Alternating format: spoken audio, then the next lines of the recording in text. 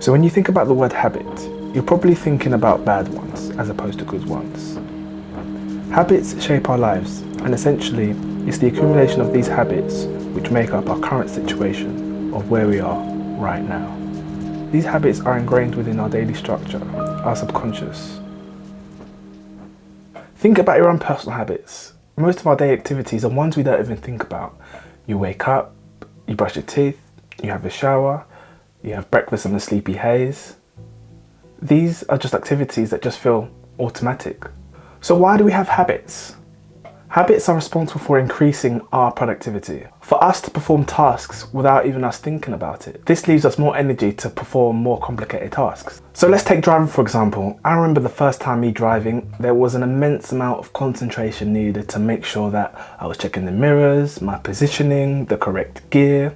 But after a while, repeating these actions, these just became automatic. I didn't have to think about them. This gives me more energy to concentrate on other aspects, such as someone who crosses the road quickly or something that's just going to be unexpected. Our habits count for around 40% of our behaviour every day.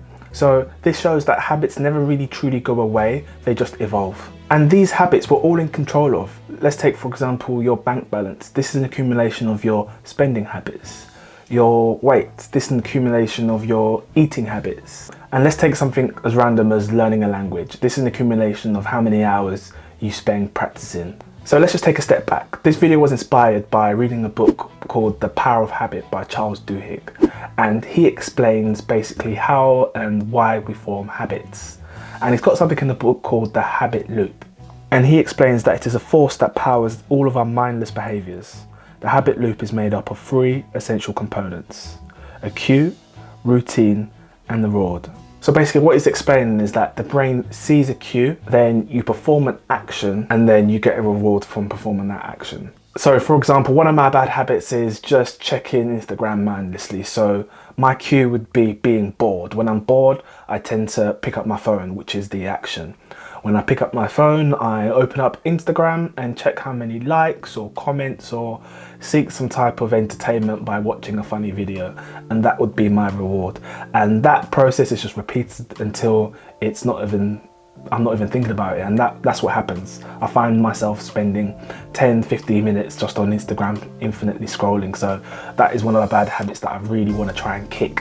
And that's the problem with bad habits. We're feeding into our momentary impulses. As I said before, I was spending 10-15 minutes on Instagram. At the time, that may seem insignificant to the whole day and think, oh right, yeah, it doesn't really matter, it's only 10-15 minutes. But if you to add those minutes, and over the months, weeks and years, that would accumulate to hours spent just wasting time. And this is where the problem lies mostly. With bad habits, the rewards are more often immediate. So let's take for example, you eat a chocolate bar, you have that sensation of tasting something sweet. You go shopping, within the next few days you have that excitement of the packages arriving and you're opening the packages. You have a glass of wine now and then you start to feel merry after some time. And with good habits, you won't necessarily see the effects straight away. Let's take for example, you're saving money for a deposit down for a house. It takes time each month to put that money away for you to see something substantial. You want to lose weight, for example. You're not going to see the effects of yesterday's work tomorrow. It will take a few weeks, months for that weight to drop. Studying a degree in university, it takes around 3 to 4 years to get a degree, and that takes time to study. It takes time to get a certificate. It's not going to be an immediate effect straight away. And more often than not, with good habits, because we're not seeing the results straight away, we tend to slip back into our old ways. I think the critical thing to forming new habits is deciding if it's worth it to you. I think we're bombarded with so many opinions. Should I do that? Should I wake up? Should I go to the gym? Should I eat this or not eat that? And you just need to ask yourself one question. Will this behaviour improve the quality of my life? And how much energy am I willing to put into changing this? Within chemistry, there's something called activation energy. All chemical reactions need a certain amount of energy for them to work. Activation energy is the minimum amount of energy for a reaction to happen. So let's use the analogy of lighting a barbecue to light some charcoal. In order to get that going, you need a certain amount of fire, a certain amount of heat, in order to keep that barbecue ongoing to provide even more heat.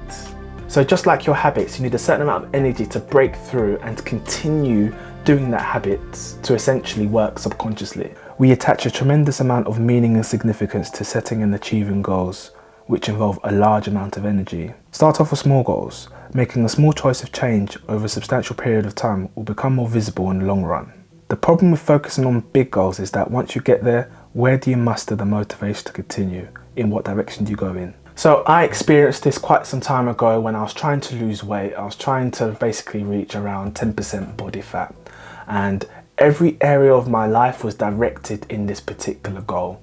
The way I ate, the way I sleep, the way I socialized, I was relentless in trying to achieve this goal. I would visualize for months on end me getting to this particular stage, and when I reached it, I actually beat my target of 10%. I think I got down to 9% or 8%. And at the time when I reached that goal, did it change me? Did something miraculous happen?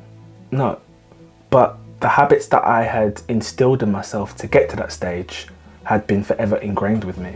And it reminded me that the daily actions of being healthy was sustainable, while the main goal of being shredded forever wasn't. It taught me that hitting goals is the starting place, not the destination.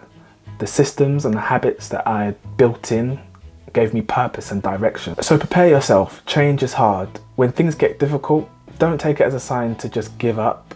Push on and you will be able to get through it. So if you like this video, I would appreciate if you could hit the like button and comment below. And if you want to see more videos like this, please subscribe, and I'll see you in another one. Bye bye.